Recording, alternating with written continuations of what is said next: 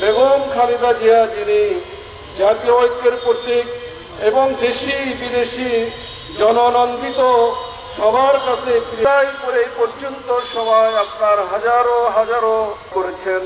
আর রব্বুল আলামিন দেশে মাফ করে দিয়ে সবটুকু কবুল করে নিন মাওলা। আল্লাহ, বিশেষ করে যে দোয়ার জন্য করে আপনি এই এলাকার জন্য উপহার দিয়েছেন মাওলা। আল্লাহু মুহাম্মাদুর রাসূলুল্লাহ। ধানের জমির সাথে ধান ক্ষেতের যেরকম সম্পর্ক, আলুর জমির সাথে আলুর যেরকম সম্পর্ক, বীর সাহেবের সাথে শিখবন্ধে বাসির সেই রকম সম্পর্ক। আমরা কেউ কাউকে ছাড়া এই শিখবন্ধে ইনশাল্লাহ চিন্তা করতে পারি না। সিদ্ধান্ত কি আসবে জানি না, তবে আজকে পবিত্র অনুষ্ঠান থেকে আমি বলতে চাই, আপনাদের এই ভাই বিএনপির এই কর্মী আগামী সংসদ নির্বাচনে নির্বাচন আমি করবো ইনশাআল্লাহ।